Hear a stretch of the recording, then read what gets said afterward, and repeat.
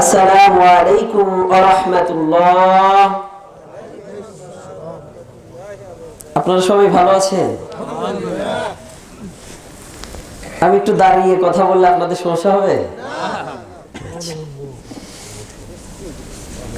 আলহামদুলিল্লাহ আলহামদুলিল্লাহি নাহমাদুহু ওয়া নাস্তাঈনুহু ওয়া নাস্তাগফিরুহু ওয়া নু'মিনু বিহি ওয়া নাতাওয়াক্কালু আলাইহি ونعوذ بالله من شرور أنفسنا ومن سيئات أعمالنا من يهده الله فلا مضل له ومن يضلل فلا هادي له ونشهد أن لا إله إلا الله وحده لا شريك له ونشهد أن محمدا عبده ورسوله أما بعد فقد قال الله تعالى في كلامه المجيد والفرقانه الحميد أعوذ بالله من الشيطان الرجيم بسم الله الرحمن الرحيم يا أيها الذين آمنوا اتقوا الله حق تقاته ولا تموتن إلا وأنتم مسلمون আলহামদুলিল্লাহ।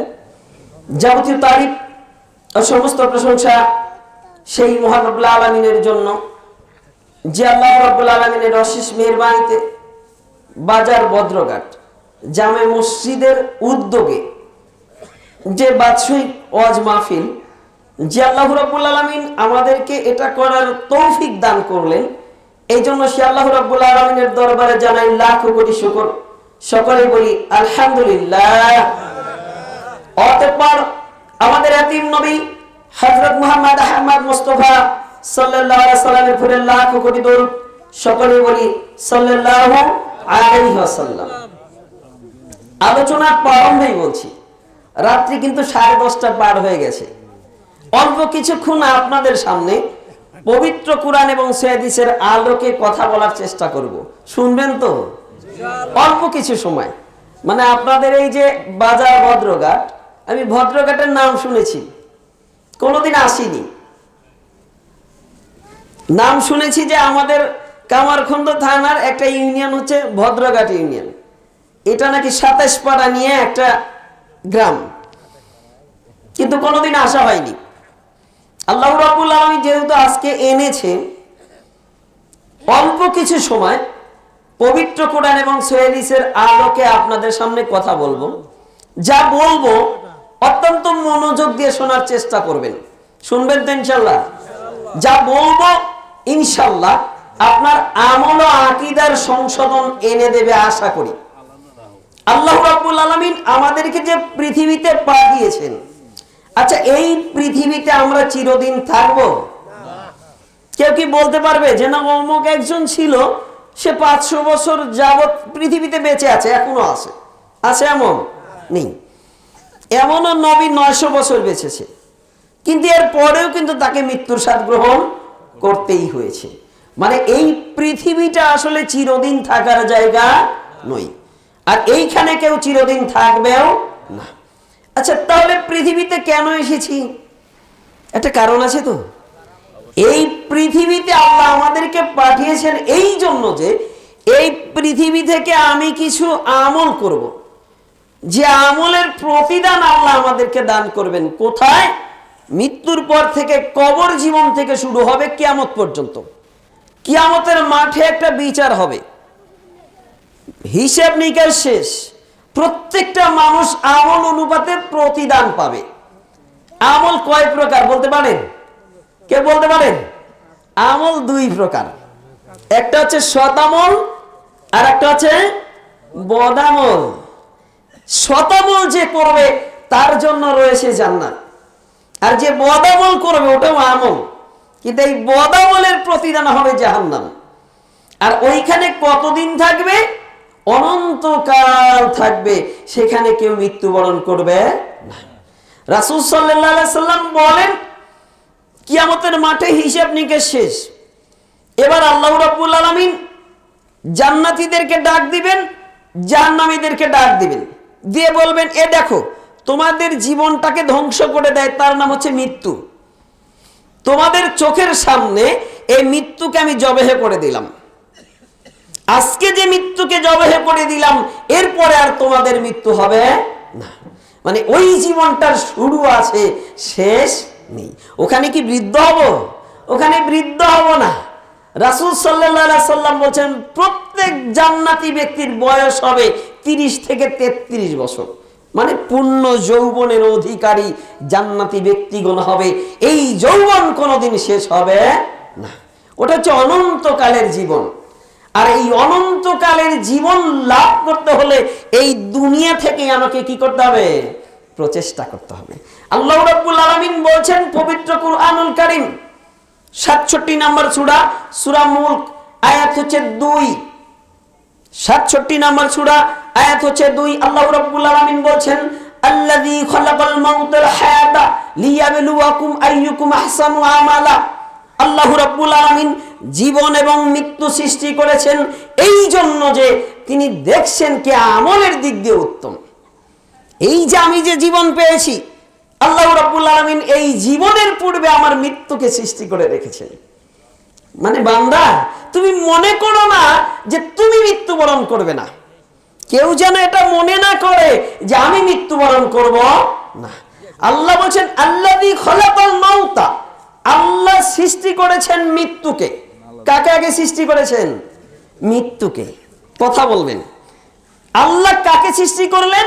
আল্লাহ বলছেন আমি আগে সৃষ্টি করেছি মৃত্যুকে, ওয়াল হায়াতা, এরপরে সৃষ্টি করেছি জীবনকে। এই জন্য যে আমি পরীক্ষা করতে চাচ্ছি, আমি দেখতে চাচ্ছি যে কে আমলের দিক দিয়ে উত্তম। আর যে আমলের দিক দিয়ে উত্তম হবে তার জন্যই আমি নিয়ামতপূর্ণ একটা জান্নাত রেখে দিয়েছি। আল্লাহ রাব্বুল আলামিন কোথায় বলেছেন?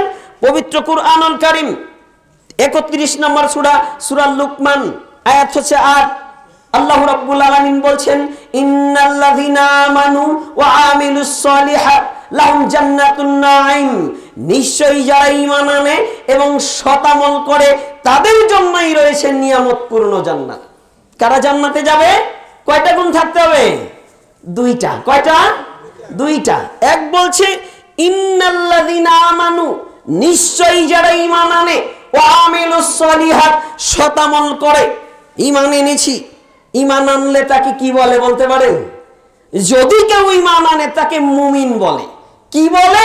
যদি কেউ বলে আশহাদু আল্লা ইলাহা ইল্লাল্লাহু ওয়া আশহাদু আন্না মুহাম্মাদান আবদুহু ওয়া রাসূলুহু, তাহলে এই মানুষটা মুমিন। কি এই মানুষটা? মুমিন। প্রথমত মুমিন, এরপরে যদি আল্লাহর দেওয়া বিধি বিধানের উপরে নিজের জীবন পরিচালনা করে, মানে আল্লাহকে যদি লোকটা ভয় করে, তাহলে সে মুত্তাকি। প্রথমে কি হয়েছে? মুমিন, এরপরে হয়েছে কি? মুত্তাকি। এই মুত্তাকি ব্যক্তিটা যখন আল্লাহর বিধানকে নিঃশর্তভাবে মেনে নেয়, আল্লাহ যেটা করতে বলেছেন তা গ্রহণ করেন, আল্লাহ যেটা নিষেধ করেছেন তা থেকে দূরে থাকে, তখন সে মুসলিম। মুসলিম হতে হলে কয় পর্যায়ে আসতে হয়? 3 পর্যায়ে। 1 ঈমান আনতে হয়, 2 আল্লাহকে ভয় করতে হয়, আর 3 আল্লাহর দেওয়া বিধি বিধানকে মেনে নিতে হয়। আর আল্লাহর দেওয়া বিধি বিধানকে যে মেনে নিবে সে কি সালাত থেকে দূরে থাকতে পারবে? না, আমি আল্লাহর বিধি বিধানকে মেনে নিলাম কিন্তু সালাত আদায় করব না, তাহলে কি সে আসলে মুসলিম? আসলে মুসলিম হতে পারেনি। মুমিন হয়েছে মানে ঈমান এনেছে কার প্রতি? আল্লাহর প্রতি, কিন্তু এখন এসে প্রকৃত মুসলিম হতে পারেনি। মুসলমান মানে কি জানেন? মুসলমান মানে হচ্ছে আত্মসমর্পণ করা। আত্মসমর্পণ করা কোথায়? আল্লাহর দেওয়া বিধি বিধানের কাছে আত্মসমর্পণ করা। আমি আল্লাহর দেওয়া বিধি বিধানের কাছে যখন আত্মসমর্পণ করেছি, আল্লাহ আমাকে যা করতে বলবে আমি সেটাই করব, যা থেকে নিষেধ করবে সেটা থেকে আমি দূরে থাকবো। আচ্ছা, আমি যা কিছু করি না কেন, দুনিয়ার বুকে আসি, কেউ কি আমার মাথার উপরে লাঠি ধরে যে আপনাকে সালাত আদায় করতেই হবে, নইলে এই যে মাথায় লাঠি ধরেছি, কেউ বলে? কেউ কিন্তু বলে না। কিন্তু আমি যখন চিন্তা করব, আমি যখন বিশ্বাস করব, আমি যা কিছু করি না কেন আল্লাহ সেটা দেখছেন, তখন আমার দ্বারা কোনো অন্যায় হতে পারে না।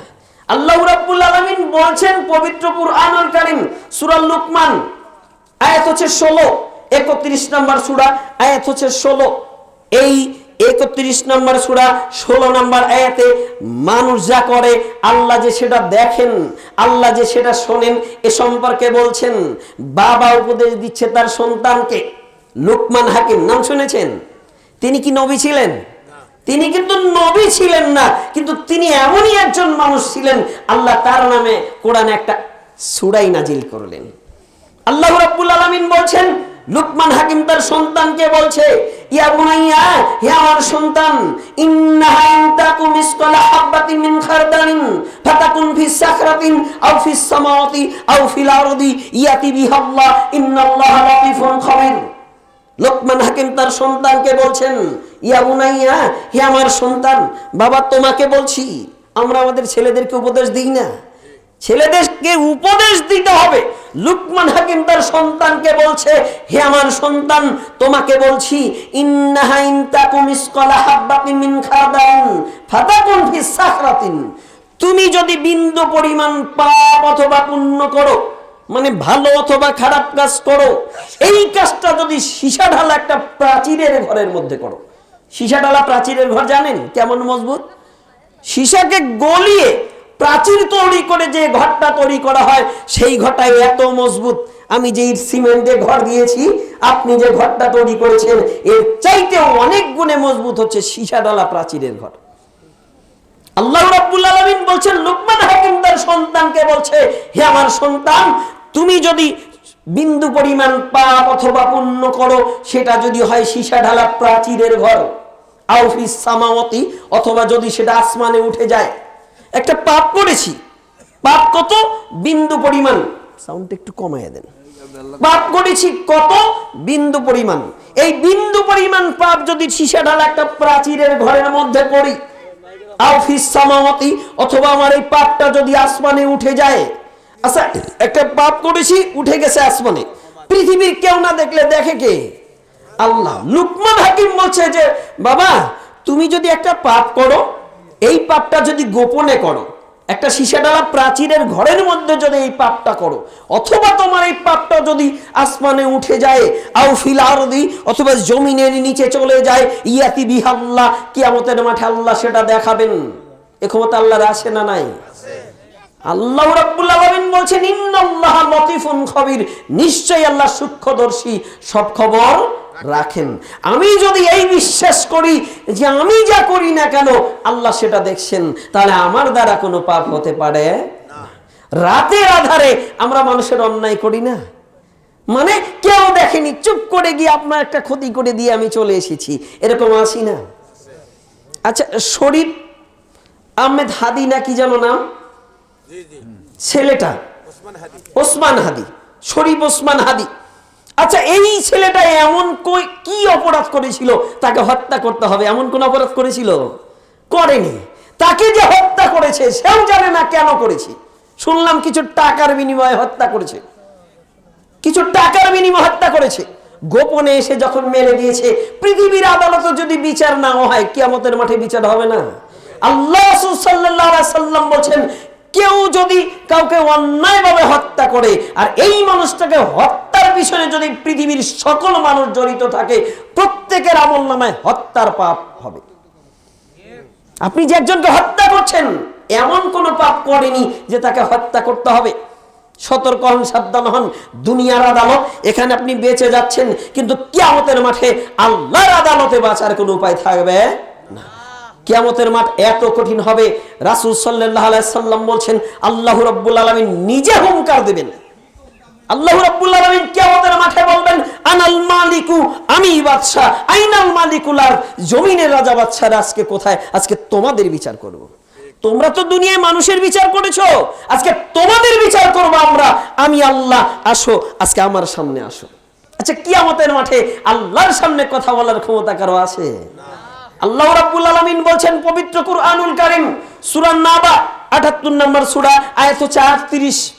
আল্লাহ রাব্বুল আলামিন বলছেন, ইয়াউমা ইয়াকুমুর রূহু ওয়াল মালাইকাতু সাফান লা ইয়াতাকাল্লামুনা ইল্লা মান আযিনা লাহুর রাহমা ওয়া ক্বালা সাওয়াবা। আল্লাহ রাব্বুল আলামিন বলছেন ইয়াউমা ইয়াকুমুর রূহ ওয়াল মালাইকাতু সাফফান, রূহ এবং ফেরেশতাগণ কিয়ামতের মাঠে সারিবদ্ধ হয়ে দাঁড়াবে। সবাই সারিবদ্ধভাবে দাঁড়িয়ে আছে। লা ইয়াতাকাল্লামুনা, কেউ কথা বলতে পারবে না। ইল্লা মান আযিনা লাহুর রাহমা, দয়াময় আল্লাহ যাকে অনুমতি দেবেন সে ব্যতীত কেউ কিয়ামতের মাঠে কথা বলতে পারবে না। এমত পরিস্থিতিতে আল্লাহ যখন হুঙ্কার দেবেন যে আনাল মালিকু, আমি বাদশা, আইনাল মালিকুল আরদ, জমিনের রাজা বাদশারা কোথায়, আজকে তোমাদের বিচার করব, বলতে পারি অবস্থা কত কঠিন হবে, কত কঠিন হবে কিয়ামতের মাঠটা। আয়েশা রাদিয়াল্লাহু আনহা বলেন রাসূল সাল্লাল্লাহু আলাইহি সাল্লাম বলেন ইয়াহশারুন নাসু ইয়াউমাল কিয়ামা হুফাতান আওরাতান গরলান, কিয়ামতের মাঠটা হবে চেচিয়াল ময়দান, এরকম মাটি থাকবে না, জমিনটা হবে তামার জমিন, সূর্য থাকবে মাথার 1 মাইল অথবা 2 মাইল উপরে। সূর্য কতটুকু উপরে থাকবে?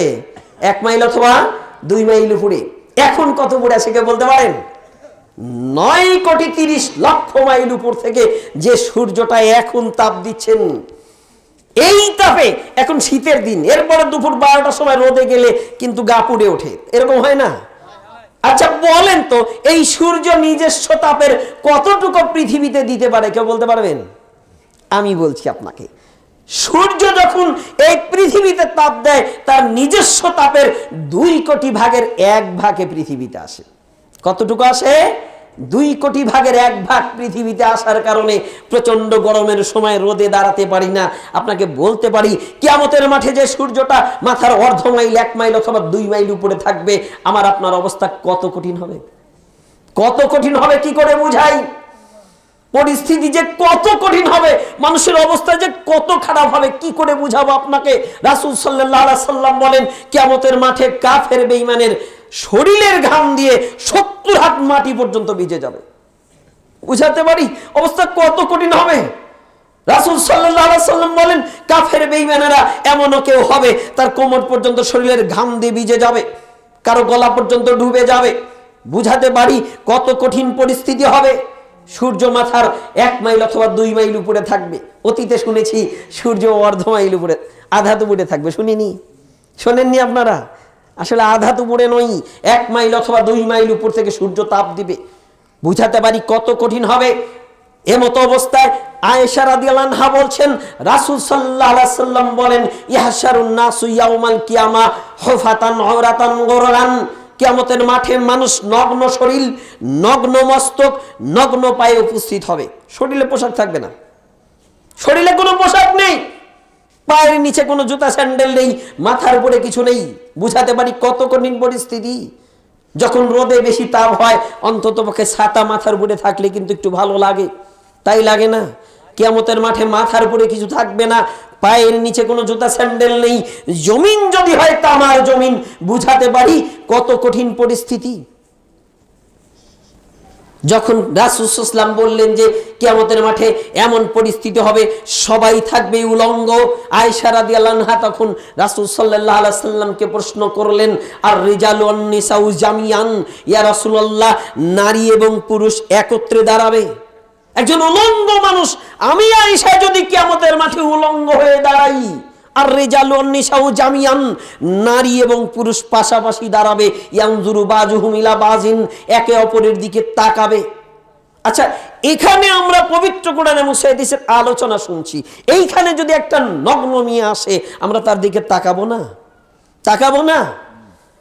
আয়েশা রাদিয়াল্লাহু আনহা বলছেন ইয়া রাসূলুল্লাহ আমি যদি কিয়ামতের মাঠে উলঙ্গ থাকি, মানুষ যখন পাশাপাশি দাঁড়াবে লোকেরা তো আমার দিকে তাকাবে।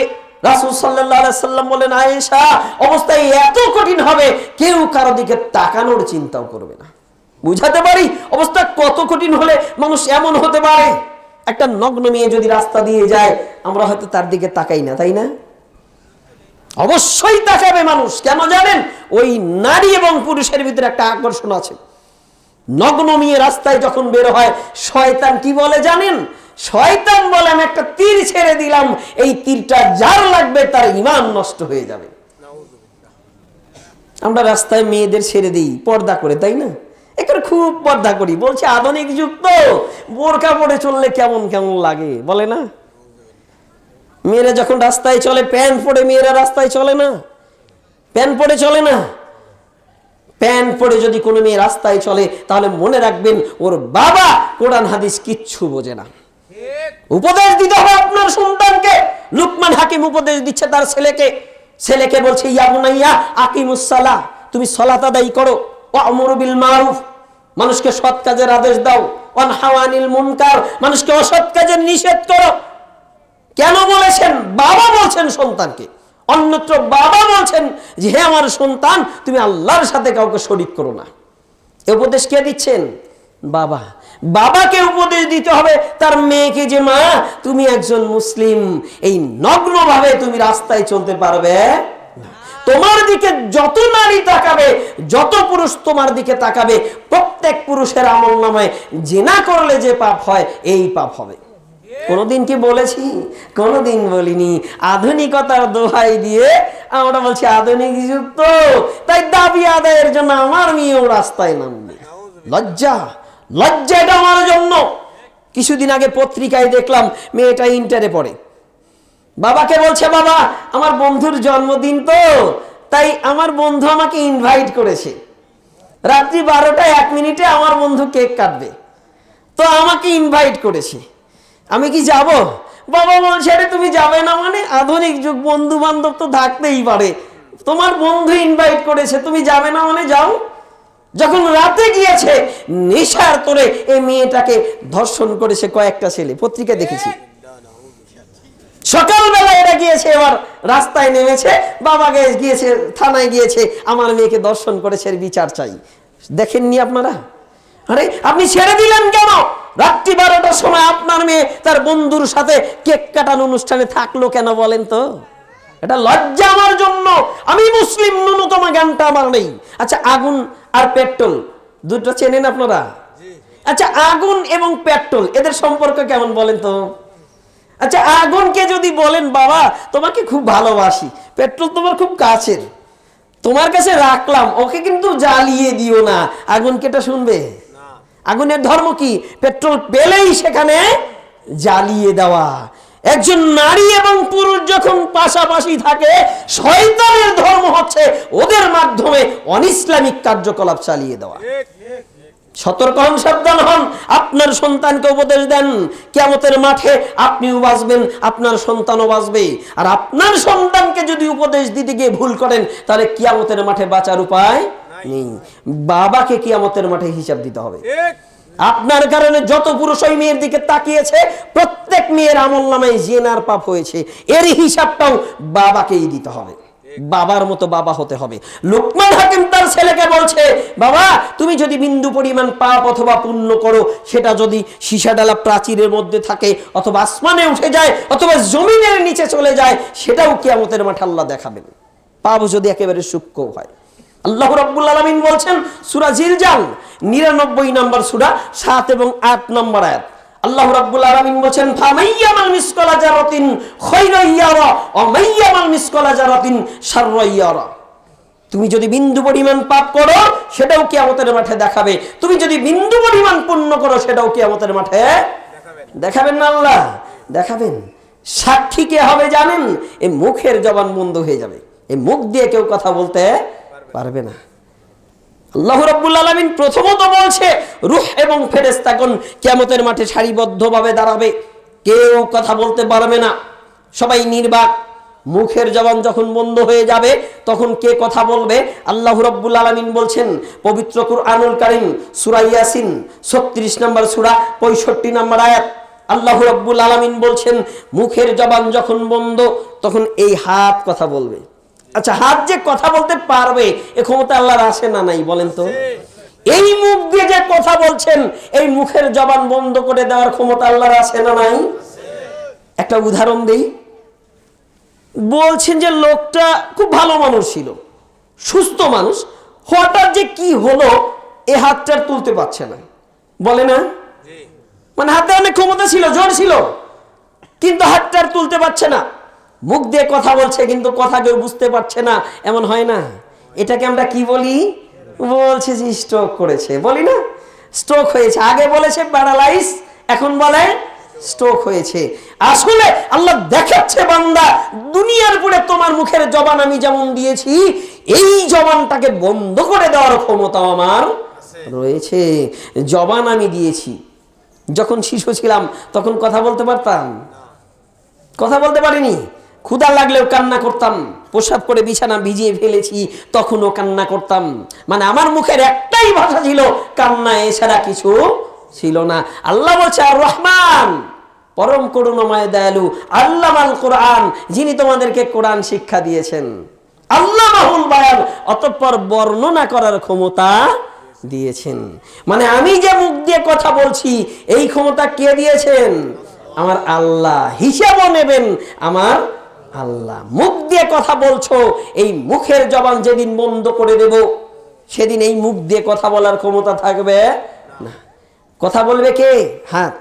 হাত বলবে যে আল্লাহ আমার এই হাত দিয়ে, আমি তার দেহের সঙ্গে ছিলাম, এই হাত দিয়ে অন্যায়ভাবে মানুষের উপরে আক্রমণ করেছে। এই হাতে ক্ষমতা ছিল, সরকারি চাকরি করেছে, কলমের খোঁচা দিয়ে লাখ লাখ টাকা ইনকাম করেছে, আমি হাত সাক্ষ্য দিচ্ছি। এবার পা বলবে আল্লাহ হাত যা বলেছে সত্য বলেছে, একটাও মিথ্যা কথা বলেনি। তখন বাঁচার উপায় থাকবে? তখন আপনি বলবেন যে আল্লাহ হাত মিথ্যে বলেছে, কথা বলবেন? আরে হাত বলবে, পা বলবে যে জমিনের পুরে দাঁড়িয়ে আপনি আমি কথা বলছি, এই জমিন কিয়ামতের মাঠে কথা বলবে। আল্লাহ রাব্বুল আলামিন বলছেন সূরা জিলজাল 99 নম্বর সূরা 4 নম্বর আয়াত, আল্লাহ রাব্বুল আলামিন বলছেন ইয়াউমাইজিন তুহাদ্দিসু আখবারাহা, কিয়ামতের মাঠে এই জমিন আল্লাহর সাথে কথা বলবে। বাঁচার উপায় থাকবে? জমিন যদি আমার বিরুদ্ধে লেগে যায় তাহলে কিয়ামতের মাঠে বাঁচার উপায় নেই।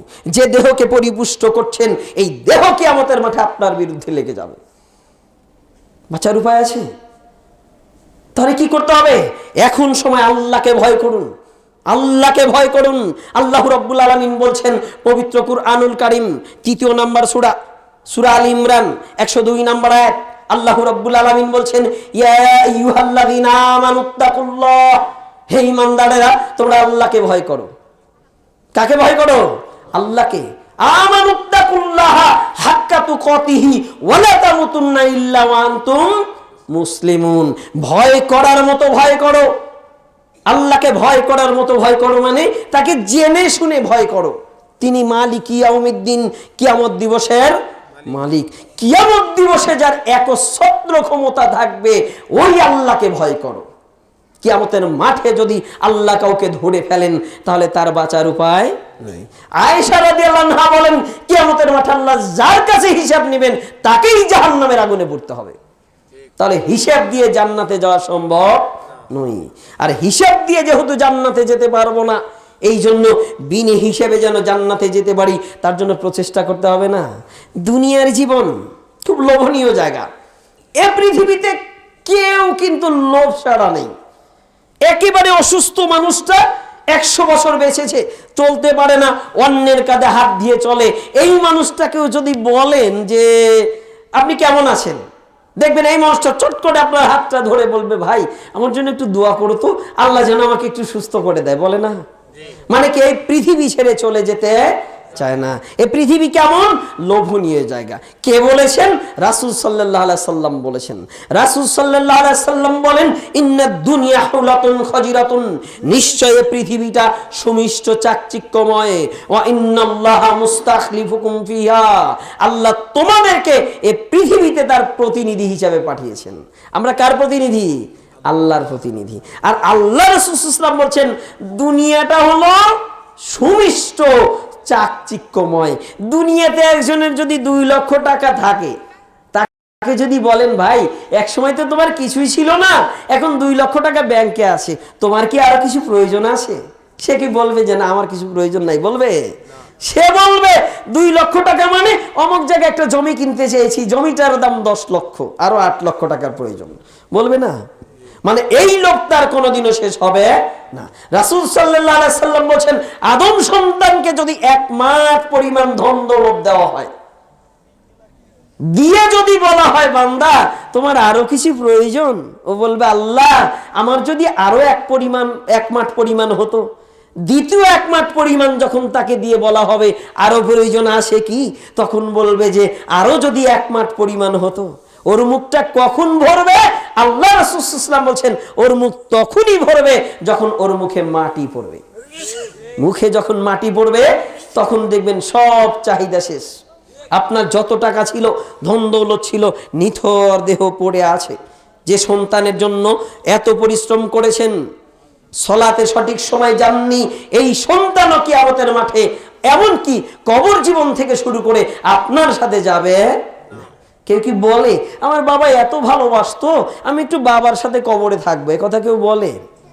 কেউ যদি মারা যায়, রাসূল সাল্লাল্লাহু আলাইহি ওয়াসাল্লাম বলছেন ইয়াদবাউল মাইয়াতু সালাসুন, যখন কোনো ব্যক্তি মারা যায় তার সাথে তিনটা জিনিস যায়। ফায়ারজিউ, ফিরে আসে, আহলুহু ওয়া মালুহু, পরিবার পরিজন এবং ধন দৌলত। নিজে পরিবারের মোহে পড়ে আমি সালাত থেকে গাফেল। যে লোকটা সালাত আদায় করে না, আপনি যদি তাকে বলেন ভাই চলেন আজান হয়েছে সালাতের দিকে যাই, তখনই কিন্তু ওই মানুষটা বলে ভাই আমি খুব ব্যস্ত মানুষ, সময় পাচ্ছি না, বলে না? এই ব্যস্ততা সবকিছু শেষ হয়ে যাবে কখন? যখন আমার মুখে মাটি পড়বে। যে সম্পদ, যে সন্তানের ভালোবাসায় আমি সালাত থেকে গাফিল, এই সম্পদ সন্তান আপনার কোনো কাজে আসবে না। যেটা কাজে আসবে না তার পিছনে আমি লেগে আছি। টাকা পয়সা ধন দৌলত দিয়ে কিয়ামতের মাঠে বাঁচার উপায় নেই। আচ্ছা কোথায় বলেছেন? আল্লাহ বলেছেন। কোথায় বলছেন? সূরা মাইদা 5 নম্বর সূরা 36 নম্বর আয়াত খুলে দেখেন, কোরআন পড়েন। আল্লাহ রাব্বুল আলামিন বলছেন ইন্নাল্লাযিনা কাফারু লাউ আন্না লাহুম মা ফিল আরদি জামিআন ওয়া মিসলাহু মাআহু লিইফতাদু বিহি মিন আযাবি ইয়াউমিল কিয়ামা মা তুকব্বিলা মিনহুম ওয়া লাহুম আযাবুন আলিম। আল্লাহ রাব্বুল আলামিন বলছেন ইন্নাল্লাযিনা কাফারু, নিশ্চয়ই যারা কুফরি করে, সালাত আদায় না করে, এটা কি কুফরি নয়? আল্লাহ বলছেন নিশ্চয়ই যারা কুফরি করে, লাউ আন্না লাহুম মা ফিল আরদি জামিআন, তাদের নিকটে যদি পৃথিবীর সমুদয় সম্পদ থাকে। আচ্ছা পৃথিবীর সব সম্পদ একজন মানুষের হওয়া কি সম্ভব? আপনাদের এই ভদ্রঘাট একটা গ্রাম, যদি বলা হয় এই গ্রামের সব সম্পদের মালিক একজন, তার নামটা বলেন তো, কেউ কি বলতে পারবেন? আসলে একটা গ্রামের সম্পদের মালিক একজন নয়। আর আল্লাহ বলছেন কিয়ামতের মাঠে যদি একটা মানুষের পৃথিবীর সব সম্পদ হয়ে যায়, অমিসলাহু মাআহু লিইফতাদু বিহি মিন আযাবি ইয়াউমিল কিয়ামা, অথবা আরো অনুরূপ সম্পদ, মানে পৃথিবীর সব সম্পদ আরো ডবল সম্পদ যদি কিয়ামতের মাঠে একজনের হয়ে যায়, আর এই মানুষটা যদি বলে আল্লাহ সব সম্পদ তোমাকে দিয়ে দিলাম, তুমি শুধু কিয়ামতের এই ভয়ানক শাস্তির হাত থেকে আমাকে রক্ষা করো, আল্লাহ বলছেন মা তুকব্বিলা মিনহুম, তার কাছ থেকে সেটা গ্রহণ করা হবে না। বুঝাতে পারি? যে সম্পদের মোহে পড়ে আমি পাগল পাড়া হয়ে গেছি, যে সম্পদকে ভালোবেসে আমি সালাত থেকে দূরে আছি, এই সম্পদ কিয়ামতের মাঠে আমার কোনো কাজে আসবে। অথচ এই সম্পদের মোহে কিন্তু আমরা সকলে ব্যস্ত, সম্পদের প্রতিযোগিতায় নেমেছি। কে কত টাকার সম্পদ, কত সম্পদের মালিক হতে পারি, কে কাকে মেরে সম্পদের মালিক হতে পারি। আচ্ছা জমি নিয়ে আমাদের দেশে গন্ডগোল হয় না? অধিকাংশ মামলা মোকদ্দমা কিন্তু জমি জমা সংক্রান্ত, মানে আদার জমির জন্য মারামারি করে ভাই ভাইকে মেরে ফেলেছে, এমন নজির আসে না? মানে ভাইকে আদার জমি আমি ছেড়ে দিতে পারি না, এই জমি এই সম্পদ সবকিছু পড়ে থাকবে, নিথর দেহ এই লাশটা অন্ধকার কবরে চলে যাবে, আমার সাথে কিছুই যাবে না। অথচ এই সম্পদের মোহে আমি আপনি পড়ে আছি, আল্লাহ থেকে গাফেল। যাকে ভালোবাসি, যে সন্তানের ভালোবাসায় আমি আল্লাহ থেকে গাফেল রয়েছি। আল্লাহ রাব্বুল আলামিন এই সন্তান সম্পর্কে বলছেন পবিত্র কুরআনুল কারীম সূরা মুনাফিকুন 63 নম্বর সূরা 9 নম্বর আয়াত। আল্লাহ রাব্বুল আলামিন বলছেন ইয়া আইয়ুহাল্লাযীনা আমানু লা তুলহিকুম আমওয়ালুকুম ওয়ালা আওলাদুকুম আন যিকরিল্লাহ ওয়া মান ইয়াফআল যালিকা ফাউলাইকা হুমুল খাসিরুন। হে ঈমানদারেরা, যারা ঈমান এনেছো, তোমাদেরকে বলছি লা তুলহিকুম আমওয়ালুকুম ওয়ালা আওলাদুকুম আন যিকরিল্লাহ, তোমাদেরকে যেন তোমাদের ধন সম্পত্তি এবং সন্তান সন্ততির ভালোবাসা আল্লাহর ইবাদত থেকে গাফেল না রাখে। যেটা করবে সেই সবচেয়ে বেশি ক্ষতিগ্রস্ত। আচ্ছা ধন সম্পদ আর সন্তান সন্ততি ভালোবাসি অনেক, সন্তানকে একটু মানুষের মতো মানুষ করার জন্য ঢাকায় পড়তে দিয়েছি। যখনই বলছি আপনি সালাত আদায় করেন, আপনি একটু আল্লাহর রাস্তায় সময় দেন, তখনই বলছেন দেখেন আমার বড় ছেলে ঢাকায় পড়ে, ওকে মাসে 15,000 টাকা দিতে হয়। বলি না, মানে এর জন্য আমার হাড় ভাঙা পরিশ্রম করতে হচ্ছে। এই সন্তান সন্ততি আর ধন সম্পদ আপনার কোনো কাজে আসবে না। আমি একটা বাস্তব ঘটনা বলছি, আমার এলাকার একটা বাস্তব ঘটনা বলছি। রাত্রি প্রায় 9:30, আমার একজন আপনজন আমার কোলের ভিতরে মারা গেছে 9:30টার দিকে। তার 6টা ছেলে, ছেলেরা 2-1জন ঢাকায় থাকে। যখন তাদেরকে জানানো হলো আপনার আব্বা মৃত্যুবরণ করেছেন, তারা বলল বাবাকে শেষবারের মতো একটু দেখব। বাবাকে যখন শেষবারের মতো দেখবে সকাল 8টায় মাটি হবে। যখন আমরা জানিয়ে দিলাম, সকালবেলা গোসল করিয়ে এরকম বাড়ির বাহির বাড়িতে খাটিয়ার উপরে রেখে দিয়েছি। আমরা তার জন্য দোয়া করছি। লাশের পাশে আমরা সবাই দাঁড়িয়ে আছি। এমতো অবস্থায় বাড়ির ভিতরে একটু হাওয়া চিৎকার শুনতে পেলাম। আমরা যখন বাড়ির ভিতরে দৌড়ে গেলাম, দেখলাম যে তার মেজো ছেলে তার ছোট ছেলেকে চেয়ার থেকে লাথি মেরে ফেলে দিয়েছে। যখন জানতে চাইলাম যে আপনার বাবাকে এখনো কবরস্থ করেননি, খাটিয়ার উপরে রেখে দিয়ে আপনারা 2 ভাই কেন মারামারি করছেন, তখন এক ভাই, ওই মেজো ভাই বলছে বাবার ওই ইউক্যালিপ্টাস গাছটা নাকি ও নেবে, আমাকে নাকি দেবে না। বুঝাতে পারি এই হচ্ছে সন্তানের ভালোবাসা। আপনার মৃত্যুর পরে আপনার সন্তান আপনার সম্পদ ভাগ করা নিয়ে ব্যস্ত থাকবে, আপনি কবরে কোন অবস্থায় আছেন এ নিয়ে চিন্তা করবে না। এই হচ্ছে পৃথিবী, এই হচ্ছে পৃথিবী। পৃথিবী আপনাকে যে ভালোবাসে এটা মিথ্যা কথা। আপনার কাছ থেকে কিছু নেওয়ার জন্য পৃথিবী ভালোবাসে। যে সন্তান আপনাকে ভালোবাসে, আপনি বলছেন আমার সন্তান আমাকে খুব ভালোবাসে, আমার গলা জড়িয়ে ধরে রাতে ঘুমে থাকবে। ওই আপনি যখন রাত্রি 9টার সময় মারা গেছেন, লোকেরা যদি বলে তোমার বাবাকে এত ভালোবাসতে, আজকে রাতটা অন্তত তোমার বাবার কাছে থাকো, তখন এই সন্তান বলে না না, লাশের কাছে আমি থাকতে পারবো। যে সন্তান আগের রাতে আপনার গলা জড়িয়ে ঘুমিয়েছিল, এই সন্তান আজকে রাতে আপনার সাথে ঘুমাতে চাচ্ছে না। আপনার স্ত্রী আপনাকে খুব ভালোবাসে, স্ত্রীকে জিজ্ঞাসা করেন আপনি কেন কান্না করছেন, স্ত্রী তখন বলবে দেখেন পৃথিবীতে আমার স্বামী ছিল আমার মাথার ছাতা, আজকে আমার মাথার ছাতা আমার স্বামী নামক এই বস্তুটা পৃথিবীর বুক থেকে চলে গেল, মানে আমি বিধবা হয়ে গেলাম। দুঃখটা কার বলেন তো? স্ত্রীর দুঃখ, আমি বিধবা হয়ে গেলাম। মেয়েকে জিজ্ঞাসা করেন মা তুমি কেন কান্না করছো, মেয়ে বলবে যে 1 মাস 2 মাস 6 মাস পরে হলেও বাবার বাড়িতে আসতাম, আজকে থেকে বাবার বাড়ির দরজা আমার বন্ধ হয়ে গেল। ছেলেকে জিজ্ঞাসা করবেন, ছেলে বলবে যে বাবা বলে পৃথিবীতে ডাকার মতো কেউ থাকলো না। আচ্ছা বলেন তো, যে মানুষটা মারা গেছে তার কবরে কোন অবস্থা হবে এ নিয়ে কে চিন্তা করেছে? কেউ চিন্তা করেনি।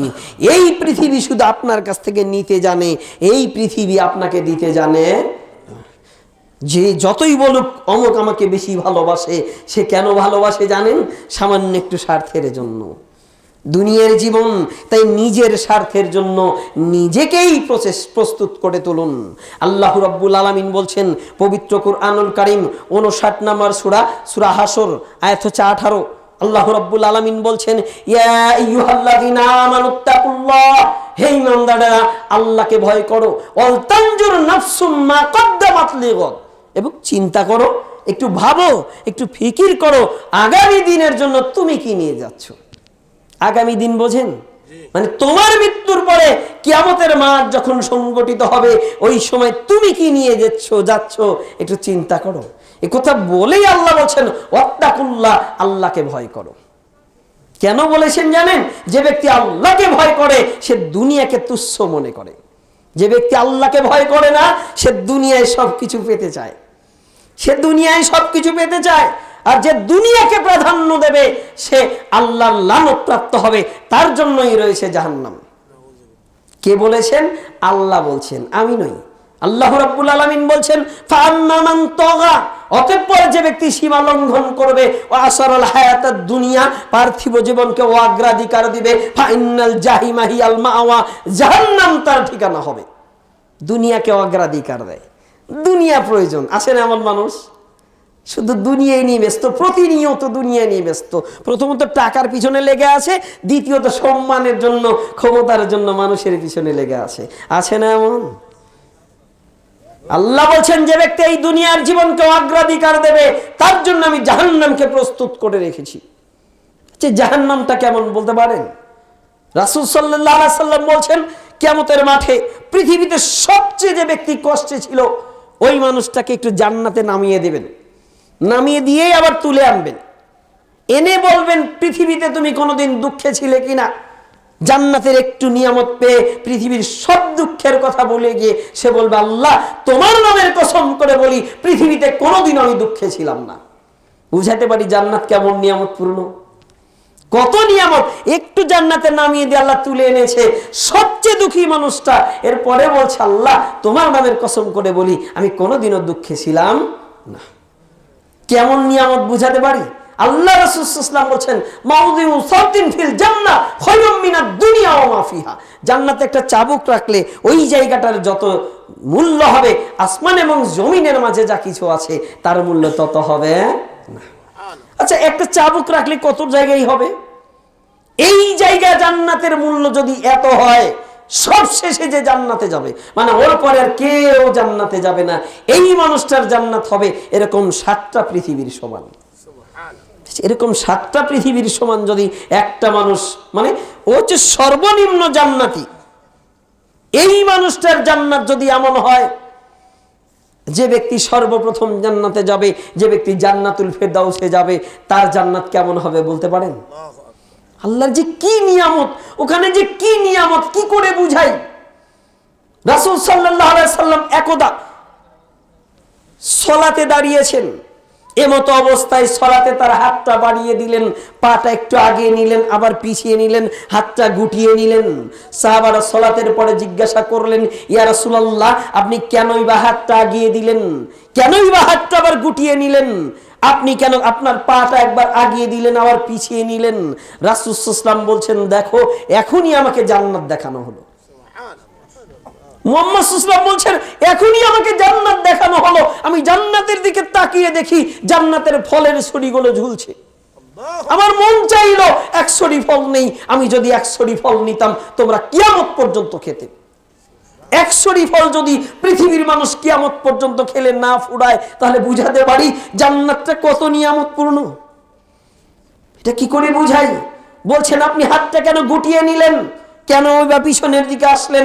বলছে দেখো আমি জাহান্নাম দেখলাম, এরপরে আমি যখন জাহান্নামের দিকে তাকালাম দেখলাম জাহান্নামের আগুন ধাউ ধাউ করে জ্বলছে, তাই আমি হাতটাকে গুটিয়ে নিলাম, পিছিয়ে আসলাম। কি বুঝাতে চাইলেন? জাহান্নামের শাস্তি যে কত ভয়ানক এটা ভাষায় প্রকাশ করার মতো নয়, ওই শাস্তি ভোগ করার মতো ক্ষমতা আমাদের নেই। ওই জাহান্নাম থেকে বাঁচার জন্য আমাকে প্রচেষ্টা করতে হবে, দুনিয়ার জীবনকে অগ্রাধিকার দেওয়া নয়। আল্লাহ বলছেন ফাআম্মা মান তাগা ওয়া আসরাল হায়াতাদ দুনিয়া ফাইন্নাল জাহিমা হিয়াল মাওয়া ওয়া আম্মা মান খাফা মাকামা রাব্বিহি ওয়া নাহান নাফসা আনিল হাওয়া ফাইন্নাল জান্নাতা হিয়াল মাওয়া। আল্লাহ রাব্বুল আলামিন বলছেন ওয়া আম্মা মান খাফা মাকামা রাব্বিহি, যে ব্যক্তি তার প্রতিপালককে ভয় করে। কাকে ভয় করে? তার প্রতিপালককে ভয় করে, তার সামনে দণ্ডায়মান হওয়ার ভয় করে। কেউ যদি মনে করে যে আমি দুনিয়ায় যাই করি না কেন আমার একদিন আল্লাহর সামনে দাঁড়াতে হবে, আচ্ছা এই মানুষটা কি পাপ করবে? মানে এই যে আজকে আপনাদের সামনে কথা বলছি, আমার সামনে ক্যামেরা রয়েছে, আচ্ছা এখন আমি যা বলছি সব রেকর্ড হচ্ছে না? আমার কিন্তু এখানে একটা ভয় আছে, আমি যা বলছি যদি মিথ্যে বলি তাহলে রেকর্ড হচ্ছে, এইটা আমাকে দেখানো হবে, বলবে না? আচ্ছা আমি সারাদিন যেখানে ছিলাম আপনাদের সামনে কথা বলছি, কেউ যদি বলে আপনি তো এত কথা বলছেন, এই যে দেখেন সারাদিন ওখানে ছিলেন আপনি এতগুলো মিথ্যা কথা বলেছেন, আপনার মাথার উপরে সিসি ক্যামেরা ছিল, তখন কি আমি মিথ্যে কথা বলবো? কেন বলবো না? এখানে সিসি ক্যামেরা আছে, এখানে মিথ্যে বলা চলবে না। কেন অন্যায় করব না? আমার মাথার উপরে সিসি ক্যামেরা রয়েছে, এইখানে কোনো অন্যায় করলে সাথে সাথে আমি ধরা খেয়ে যাব, এই ভয়টা আমার থাকবে না? আচ্ছা এখন আপনাকে বলি, এই যে দুনিয়ার জমিন, এই জমিন হচ্ছে আমার জন্য সিসি ক্যামেরা। এই যে আমার দেহ, এই দেহ আমার কিয়ামতের মাঠে সাক্ষী দেবে, এই জমিন সাক্ষী দেবে। এই ভয়টা যদি কারো থাকে সে কি অন্যায় করবে? সে কি পাপ করতে পারবে? তাহলে এই ভয় আমাকে আনতে হবে না। দুনিয়ার জীবন সংক্ষিপ্ত। আল্লাহ বলছে যে ব্যক্তি তার প্রতিপালকের সামনে দণ্ডায়মান হওয়ার ভয় করে, নিজের নফসকে প্রবৃত্তির গোলামি থেকে দূরে রাখে, তার জন্যই রয়েছে নিয়ামতপূর্ণ জান্নাত। কিচ্ছু করতে হবে না, এক আল্লাহকে ভয় করতে হবে, এক আল্লাহকে ভয়। দুই, নিজের নফসকে প্রবৃত্তির গোলামি থেকে দূরে রাখতে হবে, দুনিয়া পূজা থেকে দূরে রাখতে হবে। দুনিয়ার জন্য আমি অনেক কিছুই কিন্তু করি না। দুনিয়াকে পাওয়ার জন্য আমি মরিয়া হয়ে পড়েছি, যে কোনো মূল্যে দুনিয়া প্রয়োজন। চলছে না এরকম? সমাজে এরকম চলছে না? রাসূল সাল্লাল্লাহু আলাইহি সাল্লাম এটাই বলছেন, দুনিয়াটা যেন ফিতনা ফাসাদে ভরে গেছে। যেখানে তাকাবেন সেখানেই পাপ, যেখানেই তাকাবেন সেদিকেই অশ্লীলতা। চলছে কিনা বলেন তো? এই কথা রাসূল সাল্লাল্লাহু আলাইহি ওয়াসাল্লাম বলছেন, বাদিরু বিল আমালি ফিতানান কাকিতাইল লাইলিল মুসলিমি ইসবিহুর রাজুলু মুমিনান ওয়া ইউমসি কাফিরান ওয়া ইউমসি মুমিনান ওয়া ইসবিহু কাফিরান ইয়াবিউ দীনাহু বিআরাদিম মিনাদ দুনিয়া। রাসূল সাল্লাল্লাহু আলাইহি ওয়াসাল্লাম বলছেন, অন্ধকার রাতের ফিতনা সমূহের মতো পুরো পৃথিবীতে ফিতনা ফাসাদ আসার পূর্বেই তোমরা কি করো? সৎ আমল করো। কেন? এমন একটা সময় পৃথিবীতে আসবে, ইসবিহুর রাজুলু মুমিনান, একজন ব্যক্তি সকালে মুমিন থাকবে, ওয়ায়ুমসি কাফিরান, বিকালে কাফের হয়ে যাবে। সকালে কি থাকবে? মুমিন। আরে মুহাম্মদ সাল্লাল্লাহু আলাইহি ওয়াসাল্লাম তো একথা বলতে পারতো যে সকালে মুমিন ছিল, বিকালে পাপী হবে। এটাও তো বুঝতাম, অন্ততপক্ষে তার মধ্যে ঈমান আছে। মুহাম্মদ সাল্লাল্লাহু আলাইহি ওয়াসাল্লাম বলেন সকালে ছিল মুমিন, বিকালে হবে কাফের। ওয়ায়ুমসি মুমিনান ওয়াসবিহু কাফিরান, বিকালে থাকবে মুমিন, সকালে হয়ে যাবে কাফের। ইয়াবিউ দীনাহু বিআরাদিম মিনাদ দুনিয়া, আলেমরা তার দিনকে বিক্রি করে দেবে দুনিয়ার বিনিময়ে। আছে এরকম আলেম? আছে না নাই বলেন তো? আছে না নাই? আছে, অনেক আলেম আছে, আপনার দিনকে বিক্রি করে দিচ্ছে দুনিয়ার বিনিময়ে। কে আছে? আপনি তাকে খুঁজে বের করেন। আপনি যে আমল করছেন এই আমলটা সঠিক কিনা সেটাও আগে জানার চেষ্টা করেন। কিন্তু আমরা কিন্তু একেবারে নির্দ্বিধায় আলেমকে মেনে নিচ্ছি। ও আলেম কি ভুল করতে পারে? বলি না, আমাদের বড় হুজুর কি ভুল করতে পারে? আর মুহাম্মদ সাল্লাল্লাহু আলাইহি ওয়াসাল্লাম বলেছেন আলেম তার দিনকে বিক্রি করে দেবে। কিসের বিনিময়? দুনিয়ার বিনিময়। আছে, অনেক আলেম আছে, অধিকাংশ আলেম পদভ্রষ্ট হচ্ছে, পদস্খলন হচ্ছে। কিসের জন্য? টাকার কাছে কাবু। টাকা দিয়েছেন, আলেম আপনার পক্ষে থাকবে, টাকা দিবেন না, আলেম আপনার পক্ষে থাকবে না। পরিস্থিতি এত খারাপ হবে। রাসূল সাল্লাল্লাহু আলাইহি সাল্লাম বলেন, আনতুম ফি জামানুন ইয়াকুদুল হাক্কুল হাওয়া, তোমরা এমন একটা জামানায় আসো যেখানে হক দ্বারা নফস পরিচালনা হচ্ছে। অসায়াতি জামানুন, অচিরে এমন একটা জামানা আসবে ইয়াকুদুল হাওয়াল হাক্ক, মানুষ নফস দ্বারা হককে পরিচালনা করবে। মন যেটা বলেছে ভালো সেটাকেই মানুষ ভালো মনে করবে। আচ্ছা, এরকম সময় আসেনি? বলছে 10 জন যেদিকে আল্লাহ সেদিকে, বলে না? আচ্ছা, আসে না এমন? আচ্ছা, 10 জন যেদিকে সেদিকে কি আল্লাহ? যদি এই কথাই সত্য হতো, মুহাম্মদ সাল্লাল্লাহু আলাইহি ওয়াসাল্লাম যেদিন ইসলামের দাওয়াত দিয়েছিলেন তখন তিনি একা ছিলেন না? একা ছিলেন না? তাহলে তখন তিনি একা ছিলেন। 10 জন যদি সত্যি হতো তাহলে মুহাম্মদ সাল্লাল্লাহু আলাইহি ওয়াসাল্লাম ভুল হতো না? নাউজুবিল্লাহ। 10 জন যেদিকে আল্লাহ সেদিকে নয়, হক যেদিকে আল্লাহ সেদিকে। আচ্ছা, এখন আমি বলছি আমরা কি ভুলগুলো করছি সমাজে একটু দেখাই আপনাকে। সমাজে যে ভুলগুলো করছি আপনাকে একটু দেখাই। বলছে যে ইমাম সাহেব ভালো ছিল তাই আমার ছেলে কিছু ঝাড়ফুঁক করেছে, নইলে ভূত পেট আমার ছেলেকে প্রতিনিয়ত বিরক্ত করত। ছেলে তো মরেই যায় অবস্থা, ইমাম সাহেবের কাছে গিয়েছি, একটা তাবিজ দিয়েছে, আমার ছেলে সুস্থ হয়ে গেছে। আসে না এমন? করি না এমন? ইমাম সাহেবের কাছে গেলেই বলছে আপনার ছেলে কান্না করে, আচ্ছা ঠিক আছে আমি একটা তাবিজ দিয়ে দেব, কত লাগবে? বলছে 500 টাকা। দেয় না? দেয় না এরকম? আচ্ছা, তাবিজ ঝুলানো বলেন তো এটা কেমন পাপ? কে বলতে পারেন? তাবিজ ঝুলানো হচ্ছে শিরকের পাপ। কিসের পাপ? শিরকের পাপ। রাসূল সাল্লাল্লাহু আলাইহি ওয়াসাল্লাম বলেন যে তাবিজ ঝুলালো সে শিরক করলো। আচ্ছা, শিরক কেমন পাপ কেউ বলতে পারেন? তওবা না করে যদি কেউ মারা যায় তাহলে সে চিরস্থায়ী জাহান্নামী হবে। তাবিজ কে দেয় বলেন তো? সাধারণ মানুষ দেয় না আলেম দেয়? আলেম সাহেবের কাছে গেলেই আলেম সাহেব একবারে প্রস্তুত হয়ে থাকে। একটা তাবিজ বলছে কত লাগবে, 500 টাকা লাগবে। আপনার ছেলে কান্না করছে, বাড়ি থেকে একটা কাপড় নিয়ে আসবেন, 7টা গিট দিয়ে দেব, আপনার ছেলের কান্না কমে যাবে। হাতে, অনেকের হাতে বালা আছে না, বালা বালা আছে না, বালা ঝুলিয়ে রাখে কেন? বলছে ছেলে সৌদি আরব থেকে বালা এনেছিল তো আমার হাত পা গিটে গিটে ব্যথা করে, এইটা লাগানোর পরে আর ব্যথা করে না, আছে না, বলে না? আচ্ছা, বিশ্বাসটা কার প্রতি? বালার প্রতি নয়, এটাই শিরক। এই বালা লাগানো চলবে না, এই তাবিজ ঝুলানো চলবে না। কোরআন হাদিসের ভাষা দিয়ে আপনি ঝাড়ফুঁক করতে পারেন, এটা জায়েজ, এটা জায়েজ। কিন্তু এই কোরআন হাদিস আপনি লিখে তাবিজে ভরে যদি কাউকে দেন, তাহলে সেটা কিসের পাপ? শিরকের পাপ। এটা আমরা করি না? যার হাতে গলায় কোমরে তাবিজ আছে, আজকের দিনে সেটা খুলে ফেলবেন। কেন? এই অবস্থায় যদি মৃত্যুবরণ করেন, তাহলে শিরকের পাপ নিয়ে মরতে হবে। খুলে ফেলেন, আজকে খুলে ফেলতে হবে। এখন শুনেছেন, এখন খুলে ফেলতে হবে। আচ্ছা, আর একটা দেখাই। রাতে মা বোন খাবার খেয়েছে, আমরা খাবার খাই না? আচ্ছা, খাবার খাওয়ার পরে এঁটো পানিটা দেখবেন একটা গামলার ভিতরে রেখে দেয়, আছে না? কুসংস্কার আছে না? বলছে যে এঁটো পানি তো ফেলে দেওয়া যাবে না। কেন? রাতে এটা ফেলে দেওয়া যাবে না।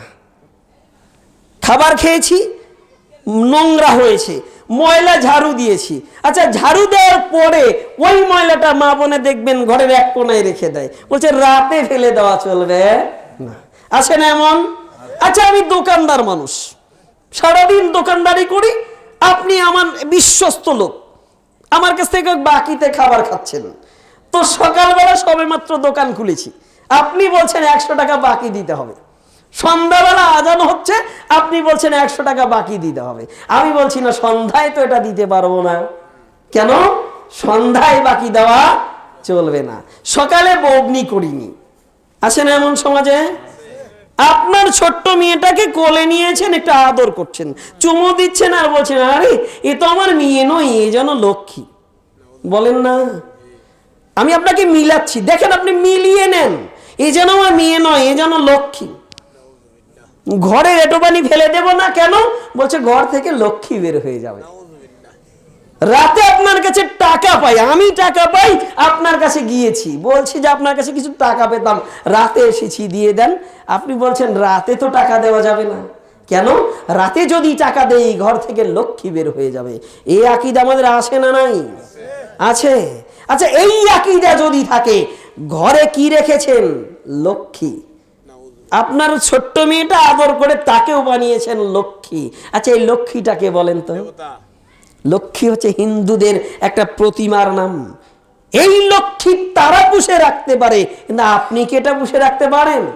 আপনার ঘরে যদি লক্ষ্মী থাকে, ওই ঘরে রহমতের ফেরেশতা কোনোদিনও ঢুকবে না। আর যখন থেকে মুসলমান তার ঘরে লক্ষ্মী পুষে রাখতে শুরু করেছে, তখন থেকেই তার সংসার আর শান্তি নেই। বাবার কথা ছেলে শোনে না, ছেলের কথা মেয়ে শোনে না, চলছে না এমন? ঘরে রেখেছেন লক্ষ্মী, কি করে শুনবে? গরুকে যদি একটু লাথি মারেন, একজন লাথি মেরেছে, বলছে আরে তুমি কি করলে, গরুকে কেউ লাথি মারে, গরু হচ্ছে লক্ষ্মী। এটা কাদের আকীদা? এটা হিন্দুদের আকীদা। আর এই আকীদা পোষণ করছি আমি মুসলিম।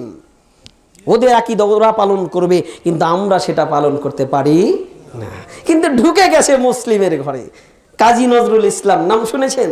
আমাদের জাতীয় কবি কাজী নজরুল ইসলাম তাই আক্ষেপ করে বলেছেন, তাওহীদের হায় চির জনতা, ভুলিয়া গিয়েছো সে তাকবীর, দুর্গা নামের কাছাকাছি প্রায় দরগায় গিয়ে লুটাও শির। ওদের আছে রামনারায়ণ, মোদের তেমন মানিক পীর, ওদের চাউল কলার সাথে মিশে গেছে মোদের ক্ষীর। দেখেন তো মিলান তো। হিন্দুরা পূজা করে কার সামনে? মূর্তির সামনে। আমরা পূজা করি দরগার সামনে, বলে না? দরগার সামনে গিয়ে বলছি একটা সন্তান দে রে বাবা, একটা সন্তান দে, কামাই খাওয়ার আশা নাই কো, মাটি দিবার দে। আচ্ছা, কাকে বললেন বলেন তো? কাকে বললেন? কার কাছে সন্তান চাইলেন? সন্তান দেওয়ার ক্ষমতা কার? আল্লাহর। চাইলেন কার কাছে বলেন তো? ঈমান আছে না গেছে? দেখেন, আপনি মিলিয়ে দেখেন। আমি মুসলিম দাবি করছি, আমার ঈমান অবস্থা কি অবস্থা হয়েছে একটু দেখেন, মিলিয়ে দেখেন না কেন? আপনাকে মিলাতে বলছি। ওয়াজ মাহফিল, বক্তৃতার মঞ্চ, এখানে জানতে হবে, আপনাকে জানানোর জন্য এসেছি। ইউসুফ জুলাইখার কাহিনী একেবারে ছোট্ট মানুষটাও কিন্তু এখন জানে না, কিন্তু এমন কিছু জানেন যেটা আপনার আমলকে নষ্ট করে দিচ্ছে। ওই আমল যদি মুশরিক অবস্থায় যদি আমি মরে যাই, আমার স্থান হবে কোথায়? জাহান্নামে। আর এই জন্য আমাকে জানতে হবে কোন কাজ করলে আমার ঈমান নষ্ট হতে পারে। এক, তাবিজ ঝুলানো চলবে না। ইমাম সাহেবকে বলবেন, ইমাম সাহেব আপনি যে আজকে তাবিজ দিয়েছেন আমাকে, দেখেন তো কোরআন হাদিসে তাবিজ কি বলে। ইমাম সাহেবের মুখে কথা নেই। ইমাম সাহেব আপনি বলছেন অমুক বিড়ি খায়, বিড়ি খালে অপরাধ, বিড়ি যে খায় ইমাম সাহেব তাকে ভালোবাসাটা গালি দেয়, বলেন তো একটু মিলান। গালি দেয় না? বলছে লোকটা খুবই খারাপ, বিড়ি খাচ্ছে। আচ্ছা, লোকটা যেটা খাচ্ছে ওই ইমাম সাহেব পানের সাথে সেটা খাচ্ছে না? মানে যদি সাধারণ মানুষ খায় সেটা অপরাধ, আমি খেলে অপরাধ নই। আরে বিড়িতেও যে নিকোটিন থাকে, জর্দাতেও সেই নিকোটিন থাকে, বিড়ি খেলে অপরাধ নই। ইমাম সাহেব হাকিমপুরি জর্দা মেরে দিয়েছে। লজ্জা আমার জন্য এটা। রাসূল সাল্লাল্লাহু আলাইহি ওয়াসাল্লাম তাই বলছেন, ইয়াবিউদ্দিনাহু বিআরাদিন মিনাদ দুনিয়া, আলেমরা তার দ্বীনকে বিক্রি করে দেবে দুনিয়ার বিনিময়। এলেম নেই আলেম, এলেম নেই বক্তা। বক্তৃতার জগৎ সুর থাকলেই বক্তা হওয়া যায়, সুর থাকলেই বক্তা হওয়া যায় না। সুর থাকলেই টাকার মানুষ হওয়া যায়। 10টা হাদিস মুখস্থ নেই, আমাদের দেশে বড় বক্তা হয়ে বসে আছে না? এমন বলছে আল্লাহর ভগবান সমান। আচ্ছা বলেন তো আল্লাহর ভগবান সমান হতে পারে? আল্লাহকে অপমান করা হচ্ছে। সেও একজন স্কলার, সেও একজন ধর্মীয় বক্তা, বলছে ও আল্লাহ এবং ভগবান দুজনেই সমান। ওরা আল্লাহ ভগবান বলে, আমরা আল্লাহ বলি। নাউজুবিল্লাহ। আল্লাহর 99টা নাম আমরা জানি, 99টা নামের কোন জায়গায় ভগবান লেখা আছে এমন কেউ বলতে পারে না। এ বলছে আল্লাহর ভগবান সমান। লজ্জা! এই আলেম তার দ্বীনকে বিক্রি করে দিচ্ছে দুনিয়ার বিনিময়। সতর্ক হন, সাবধান হন। আলেম আপনার দ্বীনকে নষ্ট করে দিচ্ছে, আলেম আপনার ঈমানটাকে নষ্ট করে দিচ্ছে। কখন যে আমি মুসলিম থেকে বেঈমানে পরিণত হয়ে গেছি আমি বুঝতেই পারিনি।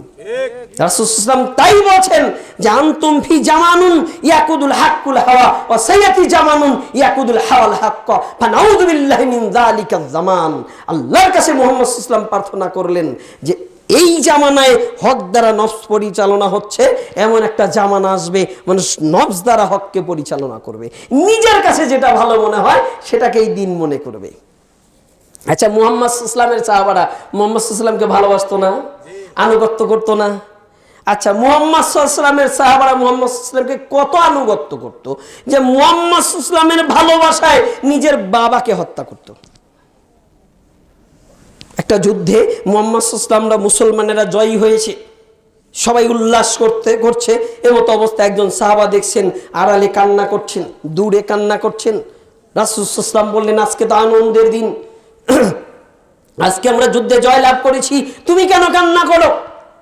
তুমি কি আনন্দিত হওনি? তখন বলছি, ইয়া রাসূলুল্লাহ, আমরা যুদ্ধে জয়লাভ করেছি, আমরা আনন্দিত হয়েছি, কিন্তু আমি কেন কান্না করছি জানেন? আজকে যে কাফেরদের পক্ষে যারা মরে গেছে তাদের মধ্যে আমার আব্বার লাশটাও রয়েছে, আমার আব্বার লাশটা ওখানে রয়েছে। আব্বার কথা মনে করে আমি একটু কান্না করছি। মুহাম্মদ সাল্লাল্লাহু আলাইহি ওয়াসাল্লাম তখন সাহাবাদের বললেন, এই যে সাহাবা, ওর আব্বাকে কে মেরেছে বলো? কেউ কথা বলে না। তখন এই সাহাবা বলছে, ইয়া রাসূলুল্লাহ, কে কথা বলবে? কেউ তো আমার আব্বাকে মারেনি, আমি আমার আব্বাকে মেরেছি। বলছে, তুমি কেন তোমার আব্বাকে মারলে? বলছি, ইয়া রাসূলুল্লাহ, যখন আমি যুদ্ধ করছি বারবার আপনার দিকে তাকাচ্ছি কেউ আপনাকে আক্রমণ করতে আসে কিনা। আপনার পাশে দাঁড়িয়ে আমি যখন যুদ্ধ করছি আপনাকে বাঁচাতে হবে এই চিন্তা করছি, এমতো অবস্থায় দেখি আমার আব্বা আপনার মাথার উপরে তলোয়ার তুলেছে। যখন আমি দেখলাম আপনি মুহাম্মদ সাল্লাল্লাহু আলাইহি ওয়াসাল্লাম, আপনার মাথার উপরে আমার আব্বা তলোয়ার তুলেছে, আপনাকে বাঁচাতে হবে এই চিন্তায় আমি আমার আব্বাকে হত্যা করে ফেলেছি। বুঝাতে পারি এটাই মুহাম্মদ সাল্লাল্লাহু আলাইহি ওয়াসাল্লামের সাহাবাদের ভালোবাসা, এটাই নামই ইসলাম। অথচ মুহাম্মদ সাল্লাল্লাহু আলাইহি ওয়াসাল্লামের সাহাবারা মুহাম্মদ সাল্লাল্লাহু আলাইহি ওয়াসাল্লামের জীবন দশায় মুহাম্মদ সাল্লাল্লাহু আলাইহি ওয়াসাল্লামের কাছে কিছু চাইনি, আল্লাহর কাছে চেয়েছে। সন্তান চাইতে হলে কার কাছে যাইতে হবে? আল্লাহর কাছে। কিন্তু ভুলে গেছি, সেটা ভুলে গেছি। জানেন ইসলাম কাকে বলে? কোনটার মাধ্যম দিয়ে আপনার আমল নষ্ট হয়ে যাচ্ছে আপনি একটু জানেন? কিন্তু না জেনে আমি ইসলামটাকে একবার নষ্ট করে দিয়েছি। আমি যদি না জেনে আমল করি, না জেনে যদি ইবাদত বন্দেগী করি, এই না জানা ইবাদতটাই আমাকে জাহান্নামে নিয়ে যেতে পারে। আচ্ছা, একটা উদাহরণ দিই আপনাকে। আপনাদের পাশেই তো বাজার নাকি? আচ্ছা, বাজারে অনেকগুলো দোকানদার আছে না? সকালবেলায় 1 কেজি বেগুন কিনবেন, আপনি বাজারে গিয়েছেন। আচ্ছা, 1 কেজি বেগুন কিনবেন, দোকান আছে এই গ্রামেরই অন্তত 10 থেকে 20টা ধরে নেন। তো সবাই বেগুন নিয়ে বসে আছে, সবার কাছ থেকে কি বেগুন নিচ্ছেন? তা কিন্তু নেন না। এই 10 জনের মধ্যে একটা বিশ্বস্ত দোকানদার আপনার আছে, যার কাছ থেকে আপনি নিয়মিত বাজার খাচ্ছেন। আচ্ছা, তাকে গিয়ে কি বলেন যে ভাই এই যে ব্যাগটা ছেড়ে দিলাম, 1 কেজি বেগুন দাও? এটা বলেন? এটা বলেন না। বলেন ভাই 1 কেজি বেগুন দাও, একটু বেছে দাও তো, পোকা আছে কিনা, বলেন না? বলেন কিনা? আচ্ছা, এবার উনি খুব বেছে বেছে বেগুন দিচ্ছে, আপনি খুব সূক্ষ্মভাবে তাকিয়ে আছেন যদি পোকাওয়ালা বেগুন দেয়। এরপরে আপনি বেছে বেছে পোকাওয়ালাগুলো কি করছেন? আলাদা করে দিচ্ছেন না। বেগুন কিনছেন কয় কেজি? 1 কেজি। দোকান আছে 10টা, বিশ্বস্ত দোকানদার একটা, তার কাছে 1 কেজি বেগুন কিনেছেন, এরপরেও বলছেন পোকা যেন না থাকে, এরপরেও আপনি বারবার বেছে নিচ্ছেন। এই বেগুন কয়দিন খাবেন? 6 মাস খাবেন? 1 বছর খাবেন? বড় জোরে 1 দিন, না হয় 2 দিন। আচ্ছা, 1 দিন খাবেন, 2 দিন খাবেন, তার জন্য যদি বেগুনগুলো এত বেছে নেন, আচ্ছা, যে কোরআন হাদিস মেনে আমল করে আপনি জান্নাতে যাবেন, তার জন্য কোরআন হাদিস যাচাই বাছাই করবেন না? বলছে কোরআন হাদিস কি মিথ্যা হতে পারে? বলে না? আছেন এমন? আচ্ছা, একটা উদাহরণ দিচ্ছি আপনাকে। আবু হুরায়রা রাদিয়াল্লাহু আনহু নামে একটা মিথ্যা হাদিস আছে, বলছে সুন্দরী মেয়েদের দিকে তাকালে চোখের জ্যোতি বাড়ে। এই হাদিস কি মেনে নিবেন? কেন মানবেন না? রাবীকে বলছে আবু হুরায়রা। আবু হুরায়রা রাদিয়াল্লাহু আনহু সবচেয়ে বেশি হাদিস বর্ণনা করেছেন, তার নামে মিথ্যা হাদিস ঢুকিয়ে দিয়েছেন। সুন্দরী মেয়েদের দিকে তাকালে আচ্ছা কি হয় বলেন তো? কোন গুনাহ? জিনা করলে যে পাপ হয় সেই পাপ হয়। আমাকে হাদিস দেখাচ্ছে তাকালে চোখের জ্যোতি বাড়ে, এই হাদিস কি কেউ মেনে নেবে? তা আপনি কেন বললেন যে হাদিস কি মিথ্যা হতে পারে? হাদিসের নামে জালিয়াতি আমাদের দেশে অনেক হচ্ছে। সাদ্দাদের কাহিনী শোনেননি? সাদ্দাত পৃথিবীতে জান্নাত বানিয়েছিল, শোনেননি? এটা তো মিথ্যে কথা। পৃথিবীতে এমন কোন নিদর্শন আছে যে ওই জায়গায় জান্নাত ছিল? সাদ্দাতের নামে মিথ্যা কেচ্ছা কাহিনী করে রাত শেষ করে দিচ্ছে এমন বক্তা আসে না? তাহলে আপনাকে জানতে হবে না? আপনাকে জানতে হবে। আল্লাহ রাব্বুল আলামিন বলেন ফাসআলু আহলা যিকরি ইন কুনতুম লা তা'লামুন বিল বাইনাতি ওয়াজ যুবুর। হে দুনিয়ার অজানা মানুষ, তোমরা জানা মানুষের কাছে জানো। কার কাছে জানবে? জানা মানুষের কাছে জানো, প্রমাণ সহকারে জানো।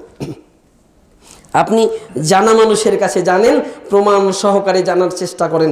জানা মানুষের কাছে জেনে প্রমাণ সহকারে যদি জানতে পারেন, তাহলে এই কিয়ামতের মাঠে বাঁচবেন, অন্যথায় বাঁচার কোনো উপায় নেই। আমল করেন, কিন্তু আমল যেন সুন্দর হয়।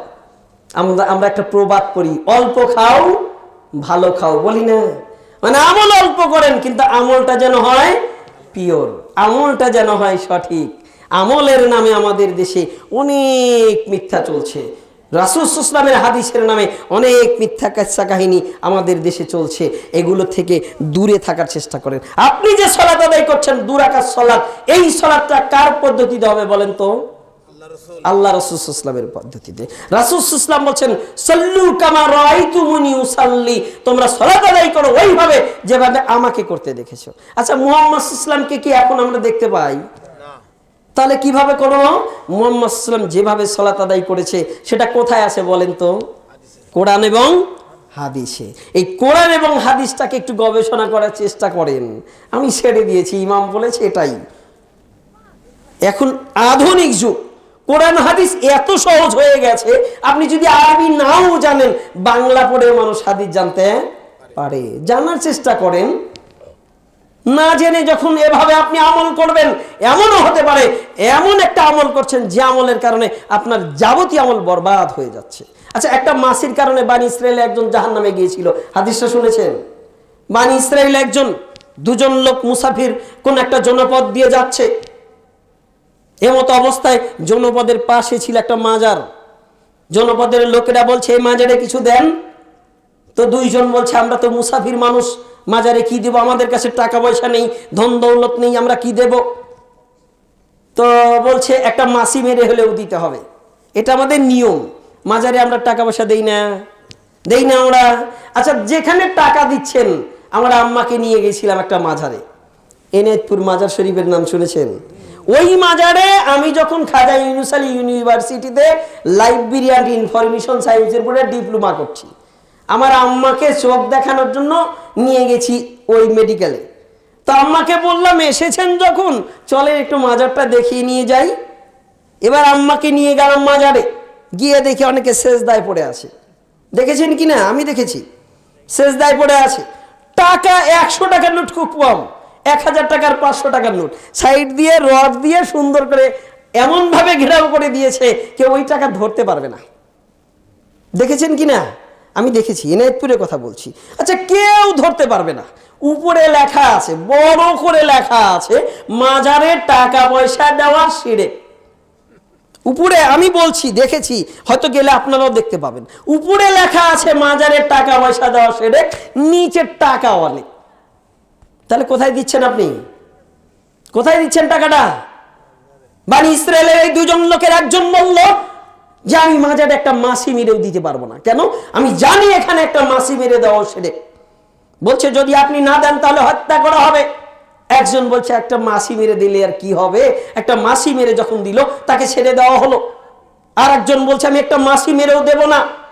যখনই লোকটা বেঁকে বসলো তাকে হত্যা করা হলো। রাসূল সাল্লাল্লাহু আলাইহি ওয়াসাল্লাম বলছেন যাকে হত্যা করা হলো এই লোকটা জান্নাতে যাবে, আর যাকে ছেড়ে দেওয়া হলো এই লোকটা জাহান্নামে যাবে। আচ্ছা, আমরা মাজারে দেই না? মন্দিরেও টাকা দেই, মাজারেও দেই, মন্দিরেও টাকা দেই। কারা দেই সেটা বলবো না, জেনে নিবেন, জেনে নিবেন। আমি আলেম, সেও আলেম। কার কাছ থেকে এলেম নেবেন? যে লোকটা জানে তার কাছ থেকে এলেম নেবেন। যে লোকটা জানে তাকে বলবেন আসেন আমাদের কিছু নসিহত করেন। এই যে আমি বলছি মা বোনের কিছু ভুল, মা বোনেরা যেটা করে থাকে, আসরের সালাতের পরে তার বাড়িতে যদি কেউ হলুদ নিতে যায়, বলছে আসরের সালাতের পরে হলুদ দিতে পারবো না। কেন? হলুদ হচ্ছে লক্ষ্মী, আসরের সালাতের পরে এটা দিতে পারবো না। তাহলে এই লক্ষ্মীকে ঘরে বসা চলবে না, এটা জানতে হবে না। অমাবস্যার রাতে, অমাবস্যার দিন দেখবেন সন্ধ্যাবেলা গাছের ডাল কাটে অনেকে, আসে না? কেন কাটে? বলছে ডাল কাটলে ফল বেশি ধরবে। একই আছে কিনা বলেন তো?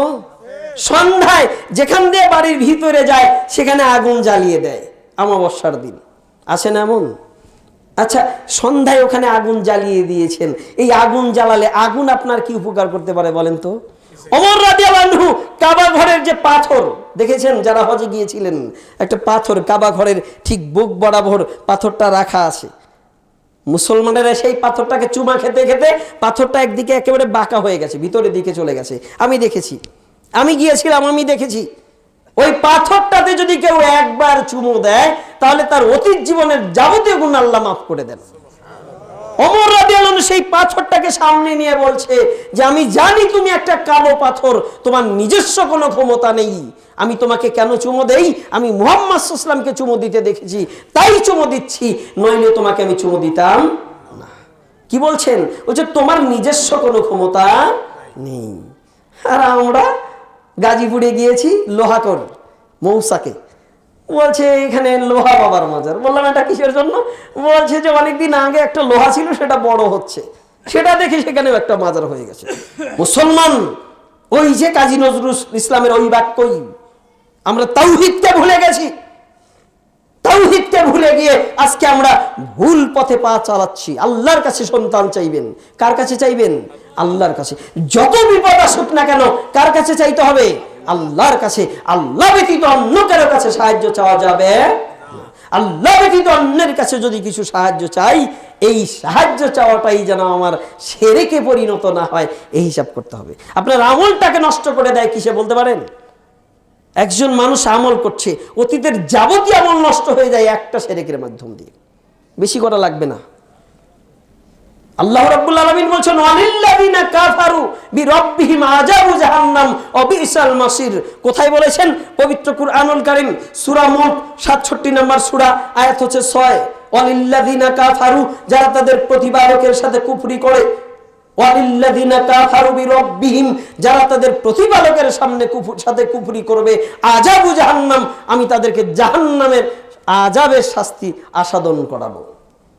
আর যারা আল্লাহর সাথে কুফরি করে এই কুফরি অবস্থায় মৃত্যুবরণ করবে এরা হবে চিরস্থায়ী জাহান্নামী, এরা চিরস্থায়ী জাহান্নামী। একজন লোক সালাত আদায় করেনি, মাঝে মাঝে করেছে, মাঝে মাঝে করেনি, এমন মানুষ আছে না? এই মানুষটা কিয়ামতের মাঠে হিসাব হবে। হতে পারে এই সালাত আদায় না করার কারণে সে জাহান্নামে যাবে, কিন্তু একটা নির্দিষ্ট সময় জাহান্নামের শাস্তি ভোগ করতে করতে যখন তার পাপটা ক্ষমা হয়ে যাবে তখন আল্লাহ তাকে জাহান্নাম থেকে মুক্ত করে জান্নাত দান করবেন। কিন্তু যে লোকটা আল্লাহর সাথে অংশীদার করে মৃত্যুবরণ করবে এই লোকটাকে আল্লাহ কোনোদিন ওই জাহান্নামের হাত থেকে বাঁচাবেন না। কিয়ামতের মাঠে একটা লোক আসমান থেকে জমিন পর্যন্ত পাপ নিয়ে দাঁড়াবে। পাপের পরিধি কত? আসমান থেকে জমিন পর্যন্ত। এমতো অবস্থায় আল্লাহ রাব্বুল আলামিনের সামনে ফেরেশতারা বলবে, আল্লাহ তোমার এই বান্দার পাপের পরিধি আসমান থেকে জমিন পর্যন্ত। কতটুকু?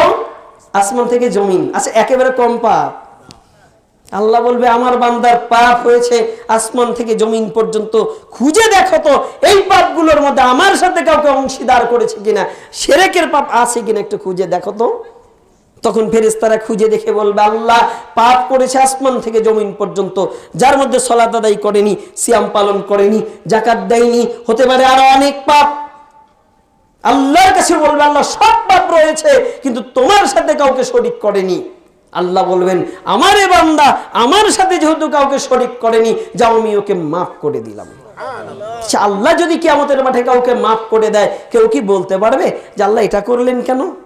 আল্লাহ বলছেন, আমি হচ্ছে আল্লাহুস সামাদ অমুখাপেক্ষী, আমার সামনে দাঁড়িয়ে কেউ বলতে পারবে না এটা করলেন কেন, ওটা করলেন কেন।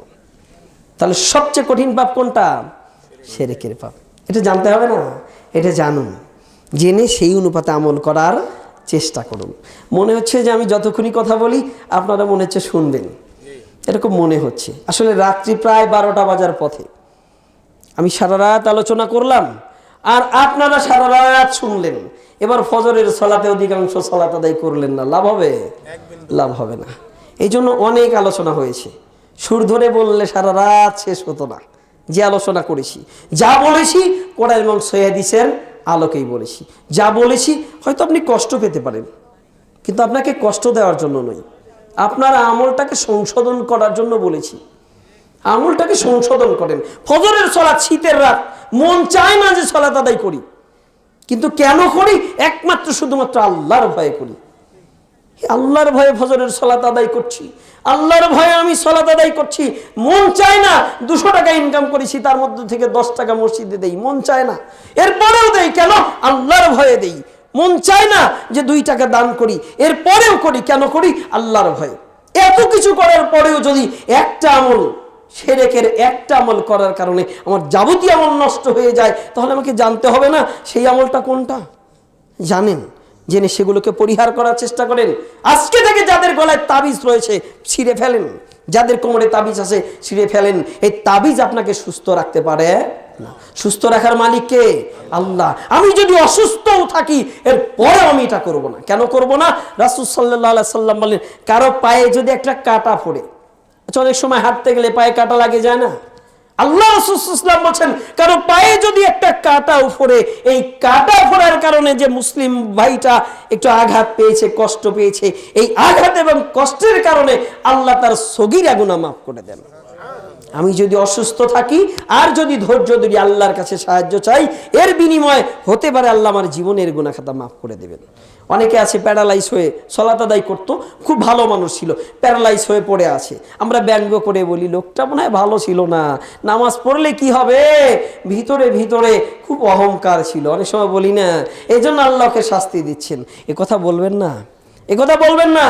হতে পারে লোকটার এমন কিছু পাপ আছে, অসুস্থ রেখে মানুষের গ্লানি কষ্ট শোনার মাধ্যম দিয়ে সেই পাপটাকে আল্লাহ ক্ষমা করে দিচ্ছেন।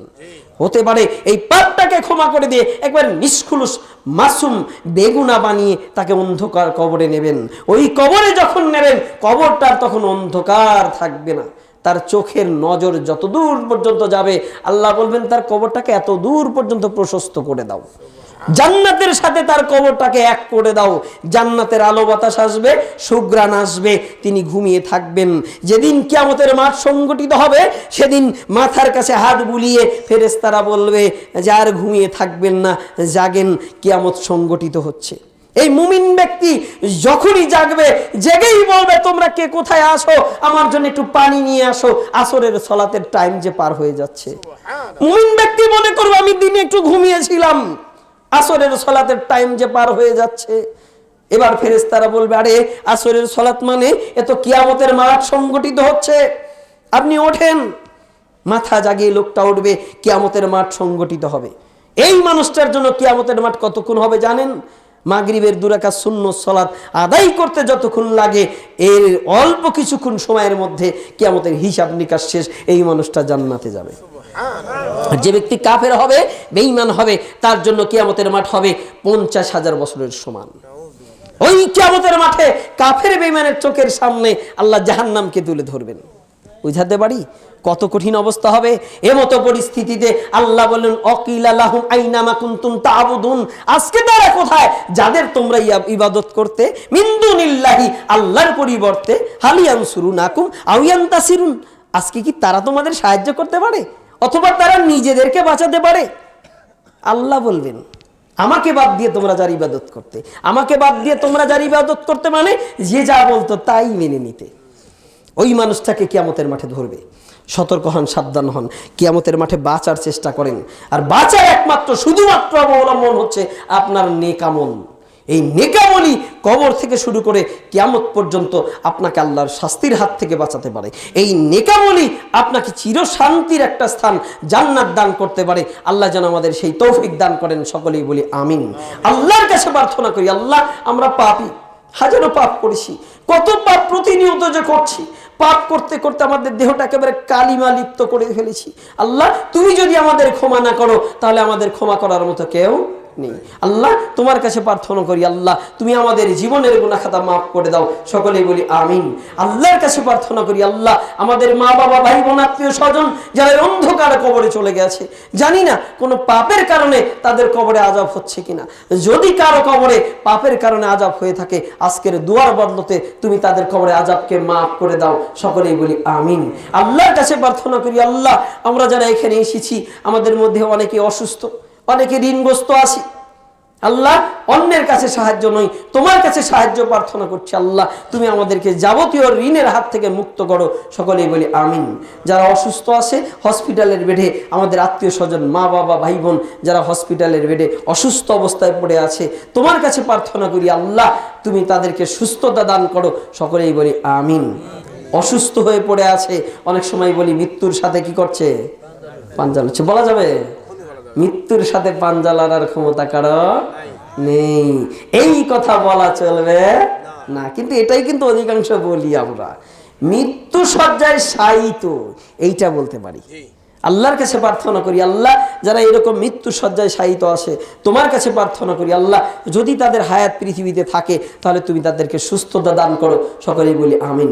যদি এই পৃথিবীতে তাদের হায়াত শেষ হয়ে যায় তোমার কাছে প্রার্থনা করি, আল্লাহ মৃত্যুর সময় তাদের মুখের শেষ বাক্যটা যেন হয় লা ইলাহা ইল্লাল্লাহ, তুমি তাদেরকে সেই তৌফিক দান করো, সকলেই বলি আমিন। আল্লাহর কাছে প্রার্থনা করি, আল্লাহ তুমি আমরা যারা পৃথিবীতে এখন বেঁচে আছি তুমি আমাদেরকে পবিত্র কোরআন এবং সহিহ হাদিসের আলোকে জীবন পরিচালনা করার তৌফিক দান করো, সকলেই বলি আমিন। আল্লাহ আমরা যেদিন এই অন্ধকার দুনিয়ার বুক থেকে ওই অন্ধকার কবরে চলে যাব, আমাদের জীবনের গুনাহ খাতা সেদিন তুমি ক্ষমা মাফ করে দাও, আমাদেরও মুখের শেষ বাক্যটা যেন হয় লা ইলাহা ইল্লাল্লাহ, তুমি আমাদের সেই তৌফিক দাও। এই বলি আমি আমার সংক্ষিপ্ত আলোচনা এখানেই শেষ করছি। বৈঠক ভঙ্গের একটা দোয়া আছে, আমার সাথে পড়বেন। সুবহানাকা আল্লাহুম্মা ওয়া বিহামদিকা আশহাদু আল্লা ইলাহা ইল্লা আনতা আস্তাগফিরুকা ওয়া আতুবু ইলাইক।